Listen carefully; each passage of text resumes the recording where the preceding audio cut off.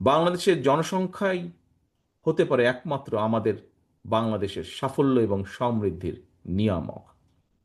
আমি এই কথাটি এই জন্য বললাম, এই কথাটি বলার কারণ হচ্ছে, সাধারণভাবে বললে এইভাবে বলা যায় কোনো একটা দেশের, যে কথাটি এর মধ্যে অলরেডি বলেছেন, একজন বক্তা এখানে উল্লেখ করেছেন, যে সাধারণভাবে একটা দেশের মোট জনসংখ্যার অর্ধেকের বেশি যখন কর্মক্ষম শ্রমশক্তি থাকে, সেটি হলো কিন্তু ডেমোগ্রাফিক ডিভিডেন্ড।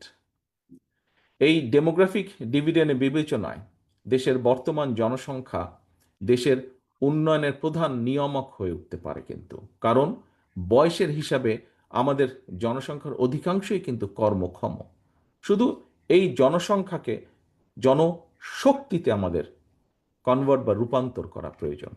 এবং এ কারণেই বিএনপি মনে করে দেশের জনসংখ্যাকে, বিশেষ করে তরুণ এবং যুবশক্তিকে কারিগরি নির্ভর শিক্ষায় দক্ষ করে গড়ে তুলতে পারলে বর্তমান জনসংখ্যা দেশের জন্য আশীর্বাদ হয়ে উঠবে।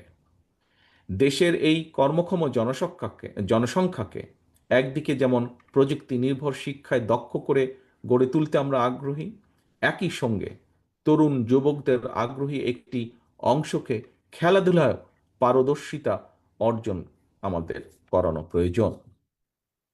এখানে খুব সম্ভব একজন বক্তা নতুন কুড়ি, এই কথাটি উনি বলেছেন ওনার বক্তব্যে। আমি শেষ যেই কথাটা বললাম, যে শুধু প্রযুক্তি না, প্রযুক্তির পাশাপাশি একটি অংশ আছে যারা খেলাধুলায় নিজেদেরকে পারদর্শী করে গড়ে তুলতে চান, আমাদেরকে সেই সুযোগটা দিতে হবে।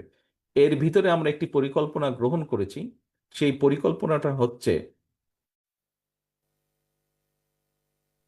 পরিকল্পনাটা হচ্ছে যে নতুন করে যেমন আমরা ইনশাল্লাহ আবার চালু করব,